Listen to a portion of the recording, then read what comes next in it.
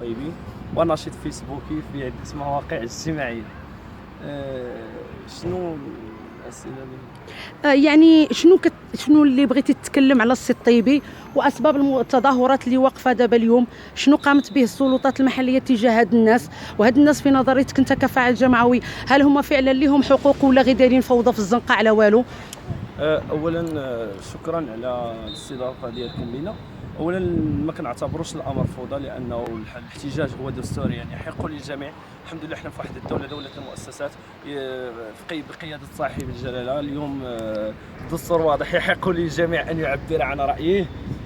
فيما يتعلق بجماعه سيدي الطيبي، خليني نكون معك واقعي، زعما واقع الحال يفرض نفسه. جماعة سيدي الطيبي منذ أن أعطى صاحب الجلالة نصره الله محمد السادس انطلاقة ديال مشروع إعادة الهيكلة آنذاك سنة 2005، وأعطي وعد لصاحب الجلالة على أن برنامج إعادة الهيكلة سينتهي 2015، إلى أن بكل مسؤولية إلى أن المشروع الملكي شابته مجموعة من الخروقات نتيجة تعاقب مجالس كانت تدبر الشأن العام، لم تكن لها استراتيجية حقيقية، وكذلك ما عندهاش واحد الرؤية بشكل اللي هو واضح، لأنه خصنا نكونوا واضحين. المشكل ديال سيدي الطيبي فيه تداخل ما بين السلطات المحلية والهيئات المنتخبة، هناك تختلف الأمور. فاليوم الحمد لله الكل يشهد بذلك، للسلطات المحليه اليوم وبمعيه المجلس الجمعي بطبيعه الحال عطاو انطلاقه جديده للمشروع، واللي الاكيد لا يناقش ذلك. ويمكن لكم انكم ديروا زياره للمنطقه ديال السيكتور تسعود اللي انطلقت فيه لواحد الوقت اللي كان معرقل، انطلق فيه البناء، الناس كتبني اليوم بالرخص ديالها.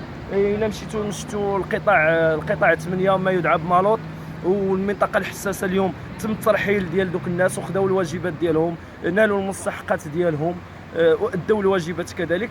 الناس اللي عندها امور ديالها قانونيه راه كتاخذ، راه بدات كتبني الامور غادا في احسن ما يرام. فيما يتعلق هناك بعض الوقفات، وانا بعض النموذج هو انه اللي كانت اليوم وقفه احتجاجيه امام المقر ديال الجامعه، واللي مع كامل الاسف كانت تحكمه حسابات سياسيه ضيقه.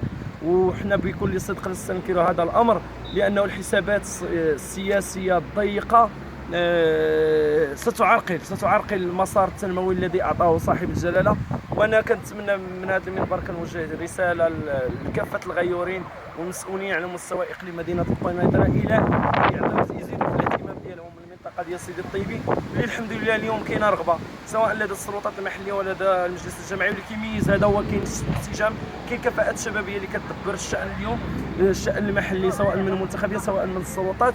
والحمد لله المشروع اليوم راه غادي على احسن ما يرام. فالوقفه كان هناك من يتهم بعض المسؤولين، احنا اليوم زعما بكل صدق يتهم المسؤولين باستفادتهم بطرق غير تقصير في الواجبات، يتهمون المسؤولين بالاستفاده بطرق مشروعه من البقع. ولكن من خلال الجلوس ديالنا مع المسؤولين هم يرفعون التحدي، وهذا ما خرج حتى في المنابر الإعلامية، يرفعون التحدي. إن كانت هناك أدلة تثبت هذا الأمر فهم مستعدين إلى تقديم استقالتهم وإلى المحاسبة.